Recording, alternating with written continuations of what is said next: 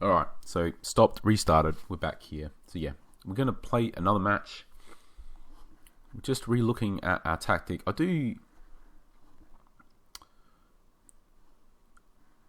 It has evolved a bit from, it's becoming more like symmetrical looking, but the thing is the roles do create a lot of asymmetry still. Now whilst we're here, we're going to do what we said, which might have actually, the other match we might have won if we had this set correctly from the beginning.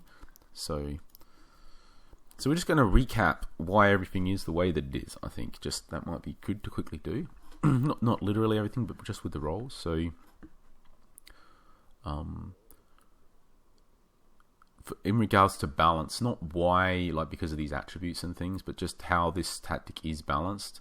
So this guy's going to step up to make tackles now, and this guy will step up to make tackles, and we're looking for the opponent because of how we've created this space here that they will attack through here. So basically we're inviting them through here, and these guys are both in roles where they're going to aggressively move to tackle. Now if they fail, then this guy is left, but he's also a jack of, he can do everything. He's pretty fast, he can really good at tackling everything. So we're happy, like if the brown stuff hits the fan, the guy that we really want to be our last line of defense is this guy. So we're happy about that. This guy is our weak defender. We kind of don't want him to generally have to do anything. So that's why he's not like the role where he's just stand up. We don't want him to necessarily step up, and we just want him to generally just cover space, basically, to sort of say, please don't come near this space because I've got it covered. And then if they do happen to attack down here, this guy will be getting back as well. He will be up, so he'll generally be out of position, but he'll be looking to get back to help. So just got to hold them up. That's the thing. You don't want him to dive in. You just want him to stand around to slow him down a bit to give this guy time to get back. This guy also will be looking to get back because he's not attacking winger. His winger goes up and back. So just simply by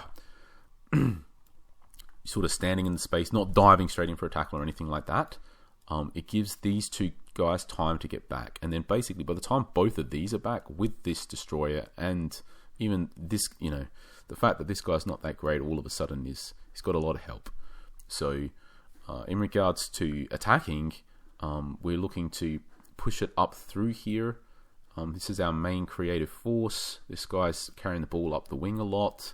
He's got attacking winger, and you've got like a lot of these guys can interact with each other. This guy's also moving up into here, and then this guy will also be coming up, but he could be a while, especially if you were defending deep. He will be deep, so he'll take quite a while to catch up, but he could be a late arriver for chances. So and this guy will get up as well, but same deal, he could be back. So these guys could be arriving late, especially if we were defending deep. But if it's, it depends on the situation. Maybe they're there earlier. But from an attacking context, we've basically got 1, 2, 3, 4, 5, 6 players that can be involved in the sort of final attacking play with this tactic. That's 6. Quite often they'll only be facing off against maybe 5 defensive players, so they will have a numerical advantage once these two guys get there. And then defending wise, we've got these sort of 4 designated defensive players that will always be back, and then if they can hold them up a bit, these 2 guys will get back. Now in particular this one, but this one is obviously only going to be that useful if covering the wide player or whatever, but still be back. So that's 6 players basically, though 5. Let's call it 5.5, something like that. So it's got decent balance on the whole. I think in particular with this box to box midfielder,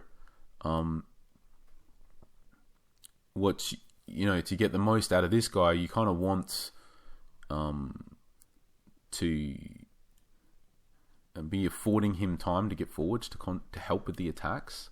So the fast tempo isn't great for this role. So ideally, I think in the future we would want to be going to a more normal tempo, and also the opposition. So it's not perfect. We've got a lot of things we can improve here over time. Let's jump into the next match. It's really a case of now of like we're sort of identifying how we want to do things. I think we're still not. I'm not totally sold on this box to box midfielder. By the way, maybe it should be. Seeing what other. Maybe it should just be central, but.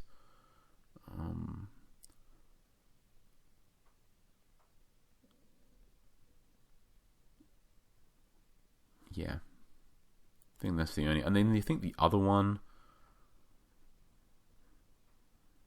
Yeah, I'm not totally sold, basically, but we'll keep playing.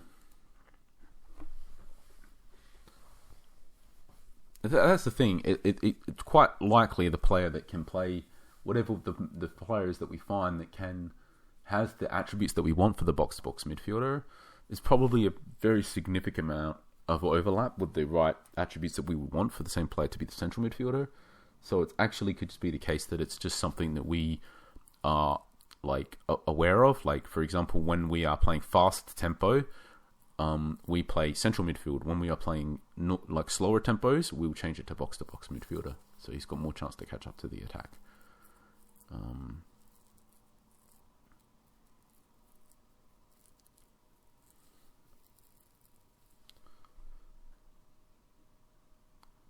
Hopefully that's sort of obvious. So if you're playing with a faster tempo, your team is looking to advance the ball up the pitch faster. But if the box-to-box midfielder was already in your own penalty box defending, and your team is hoofing it forwards for some kind of counter-attack, like your team has already shot the ball or lost the ball, or the outcome has already happened before he's managed to get up there to help. Whereas if you're playing slower tempo and you pass it up to AMC and then he lays it back to the MC and then he lays it wide or whatever and they're passing the ball around, it gives him time to get up there to join the attack. So I think part of the problem though might be that the first match I think we played with him, he sort of only got 3 pass attempts or something, and that might have just been because like the other team was playing counter-attacking and like the ball was kind of just moving up and back, and he was sort of just like, oh, we're attacking, to run up to, oh, we've lost it, okay, like he's sort of just behind the play, like the ball is moving from defense to attack way faster than he can ever, and he's just kind of trying to run around, catch up to where the ball is, sort of thing. We're happy to give that type of chance up.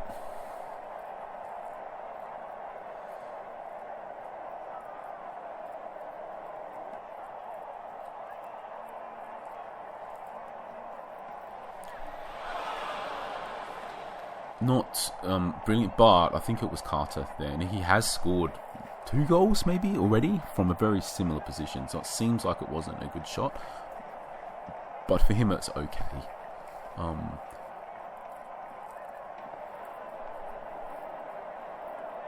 This is disaster. He's drifted wide and it's not good. Unfortunately, where is that? Is that our LC? So yeah, unfortunately that's our really weak. That's the one little spot where they can loop it into. That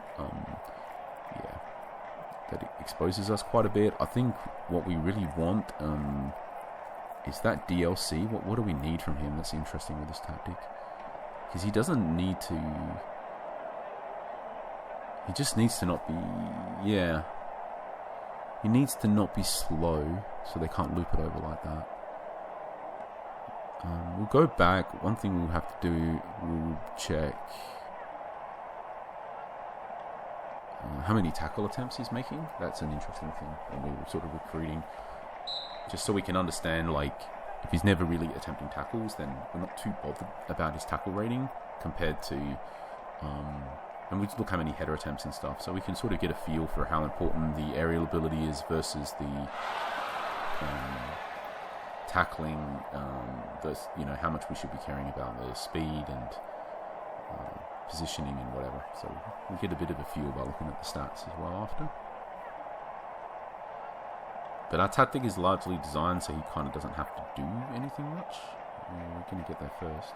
It's a great chance to go.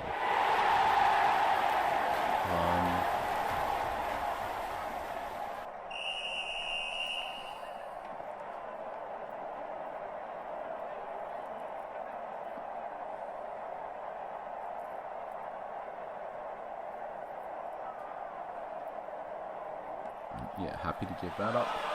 So we're not...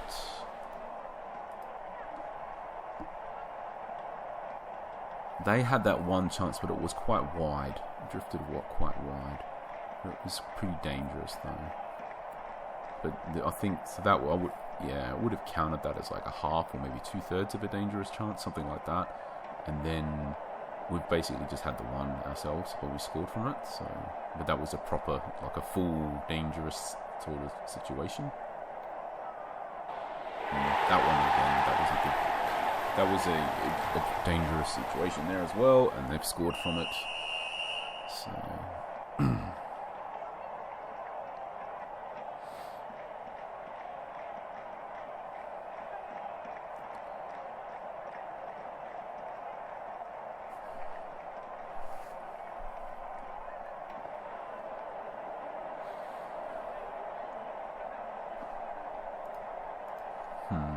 We're not creating a lot. I'm going to stop it even before halftime if we get a chance just to try something, because it's sort of not working and we're not winning either. So we haven't really created anything other than the one chance that we scored from. So it doesn't make me confident if we leave things as they are that we will score another goal.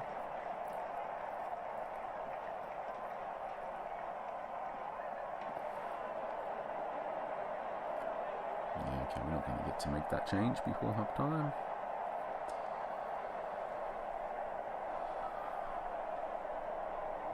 Well, I guess technically we did, but we'll just leave it now because we'll just want to get to half time and see which condition gets back before thinking about it all.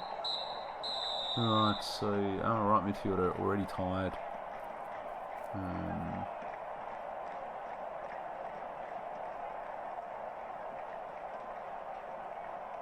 Alright, I'm gonna just sub him off now because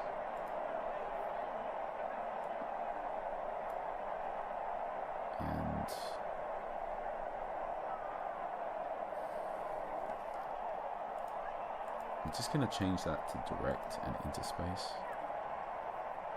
Just give that a try because, like I said, what we're doing is not really working, so we'll just give something a try.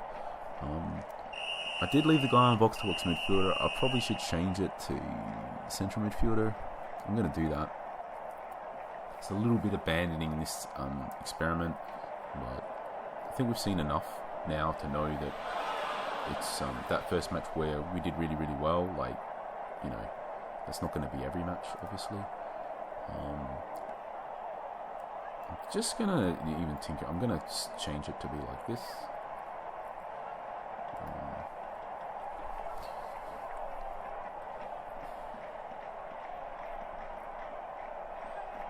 I just want to change things up.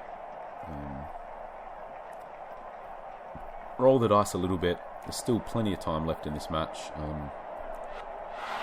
If we can find something that works, obviously they just had another great chance. It was off a deep cross. Decent chance there.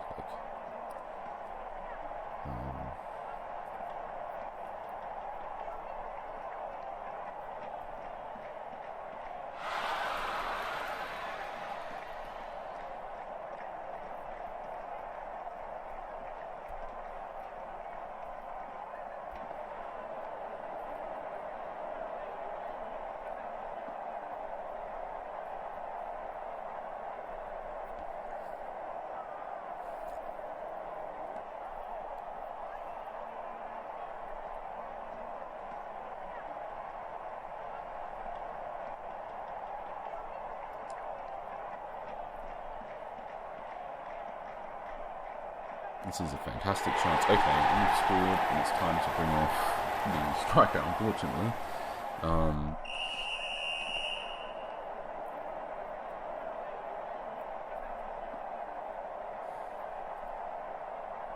It kind of felt like we would have rather maybe left that like that. I'm not sure, but anyway, so he's off. We'll change him to poacher, and we're going to change that to mixed.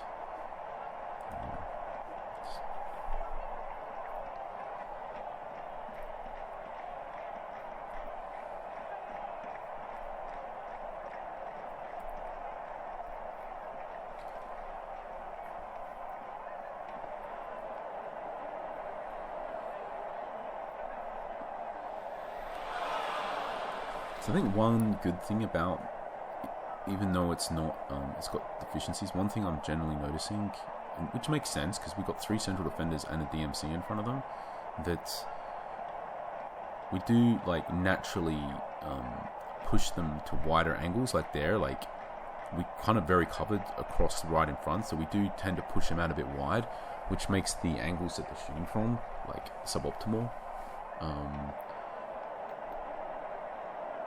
which could make yeah. So that's pretty interesting. I mean, it's kind of obvious, I suppose, now that I'm saying it, but it's still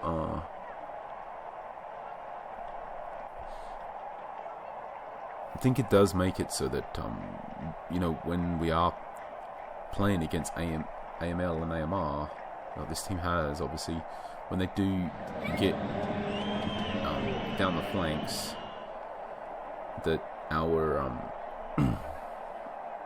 that we can deal with that situation, which I think involves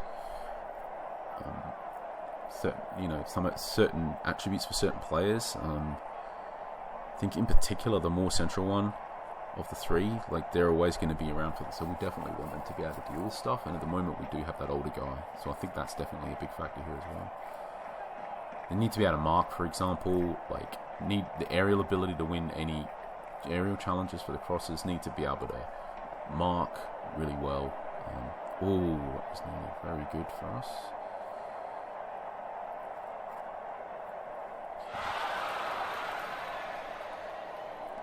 Let's get Carter off and this guy on. I'm just going to see his... okay, he can just play the same role, I think. Yeah, he's not. Just play the same role.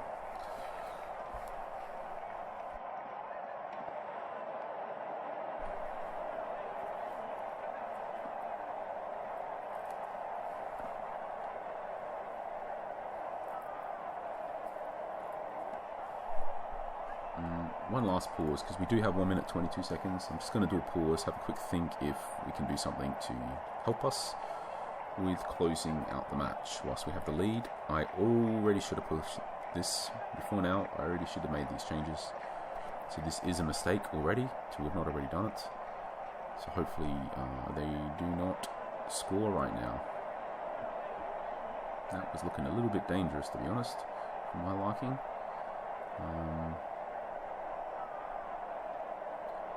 Right, so one thing that we can definitely do is just go back from the faster tempo.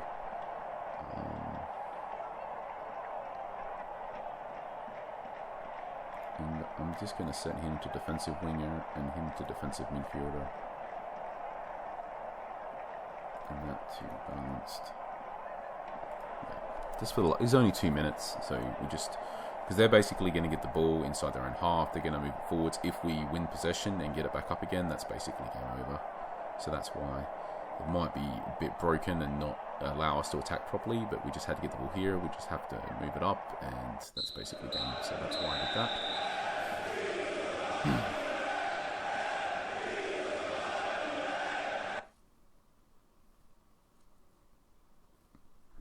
Okay, so it wasn't...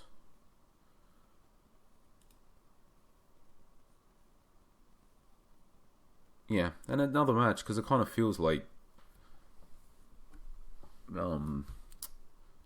I feel like we're getting quite a few of these types of matches where you look at this at the end and you're like, we were very, very lucky, but actually, not so much, like it was a pretty balanced match in reality in regards to the good chances, let's say.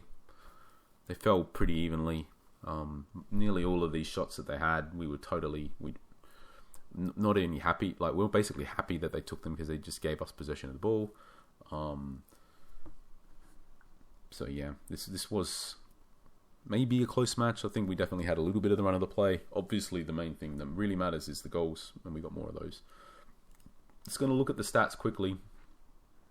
Is there anything that can tell us? This box-to-box guy again, he did move across the central on the other side. he got an assist again.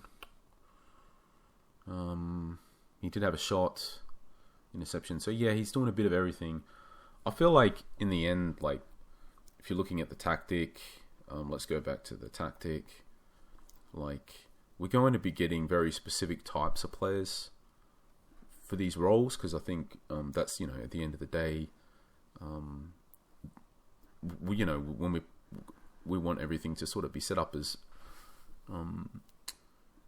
for example, let's go some example. Like this guy here, this creative forward, like we want, in the end, we're going to be if we get an upgrade on this guy, it's just going to be a better creative forward, basically. Whereas I feel like this is the one that ultimately the play, you know, you can switch to this side. It can switch to a different, like, central midfielder. I feel like a lot of our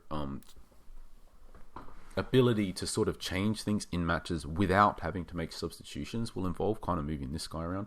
In the future, you know, you can get extra positions and stuff for players to help a bit more with this type of thing. But, yeah. I think the other thing I said I wanted to quickly do is just generally check this DLC, like what he's needing to do in matches. So let's just quickly do that. I'll show you just for one example, because I'm asking these questions all the time, and I know I asked this in the match that we just played. So I'm just showing you, but I'm asking these type of questions all the time. So this DLC, for example, look at this. Interesting, right? Did you notice this in the last match? Because I didn't notice this when we were playing it, but he won. He did 6 headers, and you know 4 of them were completed to teammates. Our other 2 centre halves, 0 combined. So that's interesting. He attempted 1 tackle and he made 8 interceptions. This is huge, right? 8 interceptions. The other 2 central defenders got 2 between them, and he attempted 6 headers and they none. So, but only 1 tackle, right? And the other 2. So that's interesting. Now it could just be a. I'm sure that's not going to be how all matches look, but it's just interesting. We'll look for trends. So 1 header. More interceptions again. This time 3 tackle attempts though. So yeah.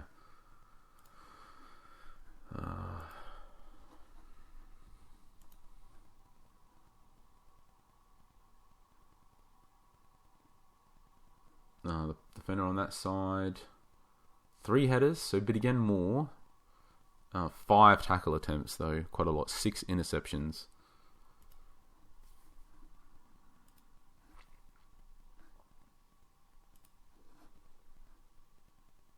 One header, and the other 2 between them have 1.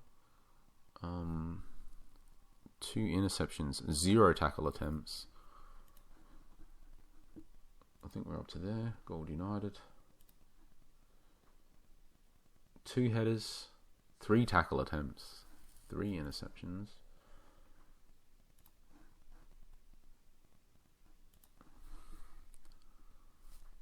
Two headers, more than them again. 0 tackle attempts, 4 interceptions. So it does seem to be there was an odd match where he had like 4 or 5 tackles, but there's also been quite a few matches where he's not attempted any. And every match, no attempted headers this match, but none of the back line attempted any. So their opposition was probably doing short passing to feet sort of thing. And 2 tackle attempted, missed them both. No interceptions. So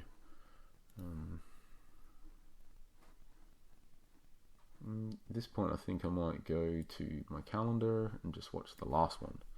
So we have been sort of playing this tactic all the way through, and the whole time trying to avoid this player. So 6 header attempts, again, a lot.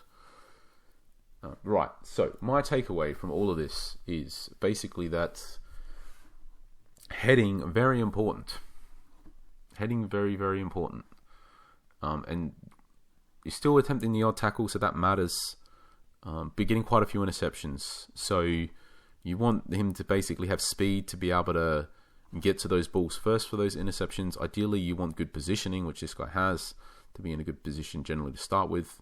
You will want high aerial ability, and obviously he's a centre half. At the end of the day, you want tackling to be high. But when we're recruiting the guy, that's just for us to be aware of.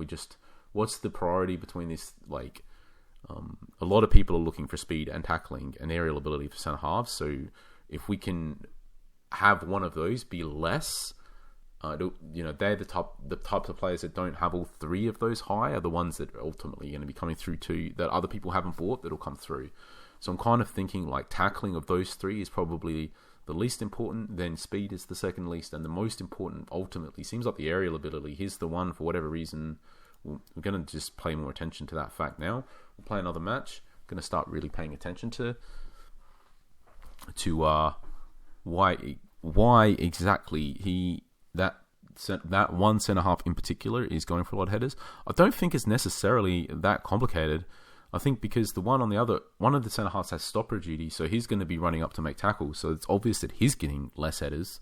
And then there's just the other two. One of them's gone cover, so he's naturally dropping back to just sweep up and cover the space. So it might not necessarily be anything specific or special to do with anything how he's set up. It might just be to do with how the other two are set up, that they're both being taken away from the action, whereas he's just left as normal central defender, normally, just trying to position to defend space, marker an opponent, whatever, and he's the one that just ends up contesting more than the others. So that's just worth being aware of. And when we're looking for our central defenders, we will be looking for we'll be just factoring that in, that for the one on that left side there, because ideally in the end we don't have to play this. We're not sort of setting up our defenders to necessarily compensate from some extremely weak central defender. It's just that we'll have three central defenders and they will be different. One of them will be the strongest at tackling, one of them will be the fastest, one of them will be the best at marking, one of them will have the best aerial ability, some will have better positioning than others, etc. So it's just a case of like we want how they're configured basically. So we can, for example, with this setup, how we've got our team set up, we can cater for one DC that isn't great at that good at tackling. We can basically cater for one that's great, one that's okay, and one that's not so great. We can cater for one DC that's fast, one that's slow, and one that's in the medium sort of speed. And we can cater for one DC that's got really good aerial ability, and one that doesn't, and one maybe two that don't. So we'll have to pay attention a bit more. So anyway, it just allows us to cater for the different types of players. So now just pay a bit more attention to the match.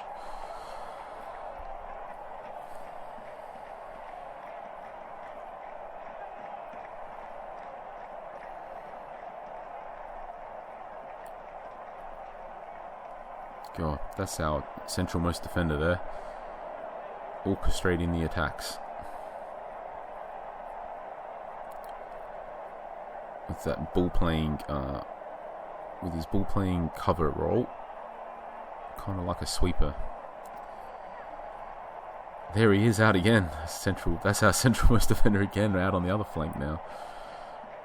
Amazing. I have to pay a bit more attention to him. Because I kept noticing when we were looking at the other stats before, I wasn't pointing it out, but Kuiper, whatever his name is, Kutipa, he kept getting quite a few dribbling touches every match, and you can sort of see why, because he ends up in those little spots where he's just taken a few touches and hitting the through ball.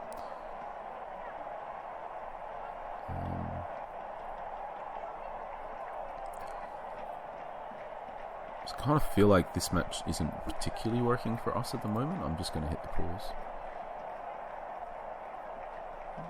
Saying that, we did create a little chance there, but on the whole, I'm not happy with that. I think with that chance flow, if that's how it is for the rest of the match, then we're certainly far from guaranteed to win.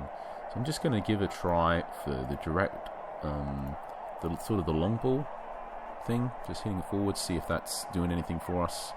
Like I said before, I don't want this guy on box to box if we're going to do that. I'm going to offset him to here. I'm going to bring him over this side into central midfield.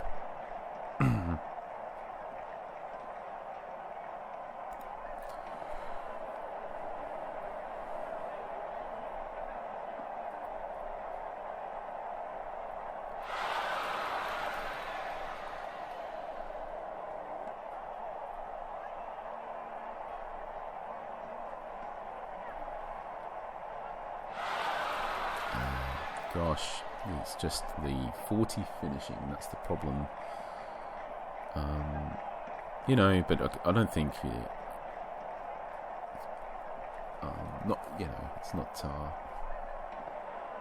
the whole reason why we've managed to end up with him for a semi-reasonable price is because of that low finishing. So you know, you just gotta understand that. If you had really, really high finishing, then the striker would kind of be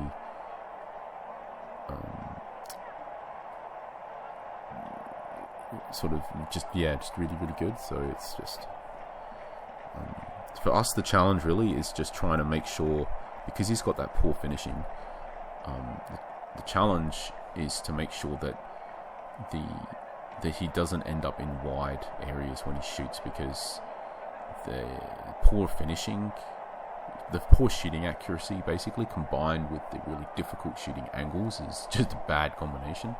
So we want the chances to fall to him when he's like dead in front as much as possible. And on the whole, like, our tactics are doing a very good job of that. Like, nearly all the chances that fall to him are like that. So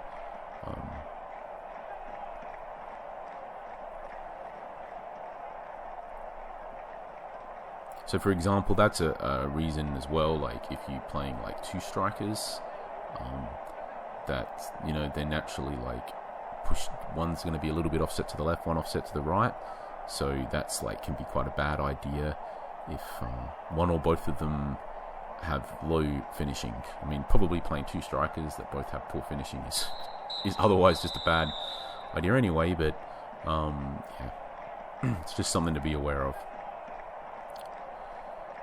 there. I do feel like we ended up creating a few little bits there after we made the change before.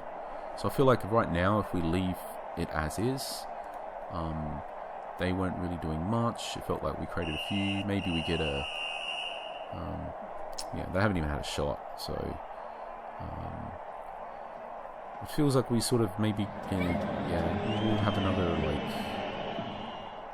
I don't know. It feels like we'll get a, like... I feel confident we're going to win. That we're creating enough to score, and that we're sort of defensively solid enough. So I don't want to sort of start changing everything just because we haven't scored yet. Like, I feel like the least, you know, the best chance that we've got to win is to stick with it for the time being.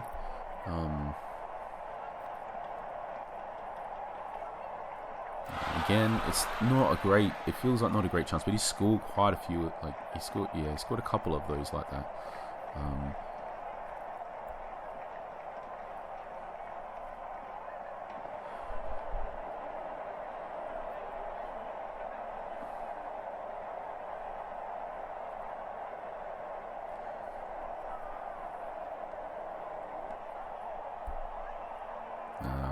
Okay, so we gave up a chance, and it was actually a pretty decent one.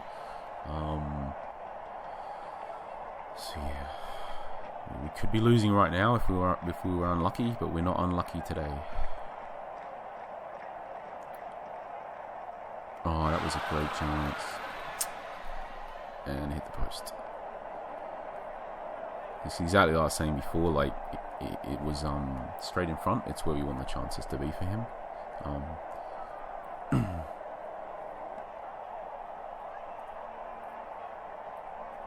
Our players are starting to tire a bit, so we will be sort of naturally making some changes, even if we didn't want to soon. So that might be the time to just sort of think a bit. But right now, like, yeah, like again, that type of shot, I'm just happy to give that up.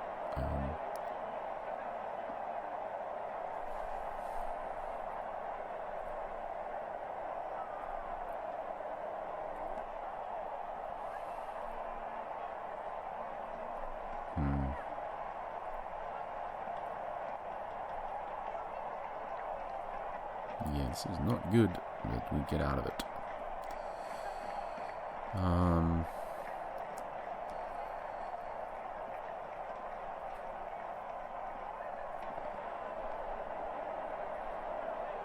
Yeah, to be honest, like, this second half has not gone as good as I sort of hoped it would. Not just because we haven't scored or whatever, but we didn't end up creating that much.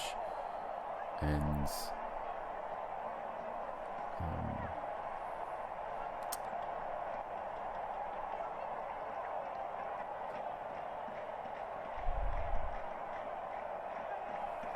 I'm just going to sacrifice my creative forward. I'm going to roll the dice a little bit more. I'm going to throw a striker. I'm going to throw this guy up front as well as a poacher. And sort of just hit it forwards and hope, just try something. Because like I said, it wasn't really working that well. So at the moment I'm just thinking, let's just roll the dice a bit. It shouldn't impact our defensive stability too much, that change as well.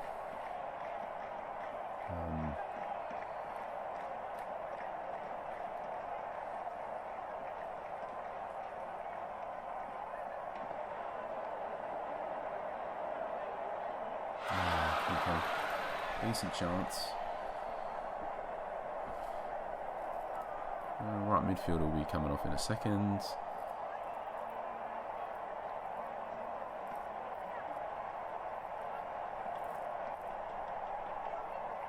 Another striker. Okay, so other striker will come off.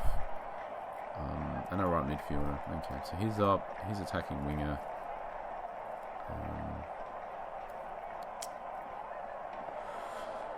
I'm just going to leave our striker on, I think, for just one little bit extra, just until he's below. I feel like we might be able to just hit a massive long ball here and maybe it spills through. Oh, there we go. Okay. So that's why I left him out there.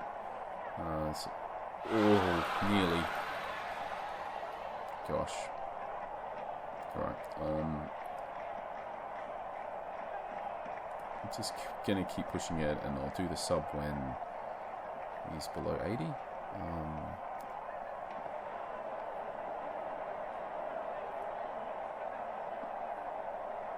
Yeah, okay. We definitely will have probably at least one player below 80 when this goes out. Okay, there we go. There is.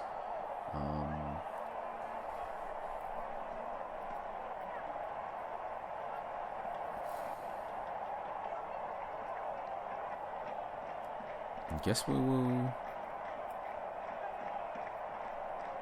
sub him off.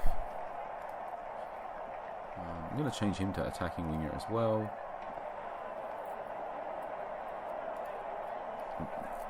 Just rolling the dice a little bit here. These things will affect our defensive stability now, but just giving a roll of the dice to try to win the match.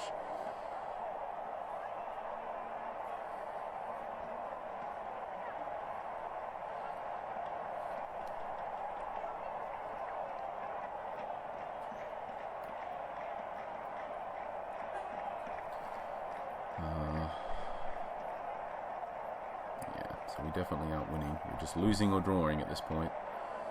And it's a draw. So, yeah, I mean, perhaps it's a hard one, that one. Like, I feel like probably if we look at the stats, it's going to feel like we dominated, but we didn't really dominate that hard. The stats make it look like that we did, but we didn't really create that many like really good chances, right? Like it's really only like one, maybe, and they created none. So it's like it's not we didn't do enough. We didn't create enough to sort of be feeling like that we deserved to win that. I mean, sure, we didn't deserve to lose. And sure, maybe if you say like deserved from like, probably if a similar sort of match plays out, I'd say we win that probably at least half the time. So, but we also if a similar match like that plays out, there's plenty of times where we won't win it, and obviously it's totally possible they can just snatch a goal there and you can lose that one as well. So. I don't have any real complaints about that. Like, went into the second half sort of feeling like we did not like. We're trying to think. We didn't do much in the first part of the first half. we made a change. We then got a few chances. It felt like if we could continue with that flow, that we would win. But we didn't end up continuing with it. So yeah, we just didn't create enough. No like really really good chances. One decent one that I can remember. So yeah, it's more like the yeah. So no complaints there. Having said that, it's a tough one about exactly what you would do different as well, because we were still ultimately we weren't creating a lot, but we still were creating something. We still could have scored, and we were super solid defensively. So I'm not necessarily sure that you do something different necessarily. Yeah. So it's hard as well when we don't when you build your squad out more and things, and we've got proper weapons, so to speak, on the bench. That might help a bit more, but yeah. So for now, it's a nil. I think it's our first nil actually. This is pretty interesting. I'll stop this one, and 2 more matches left.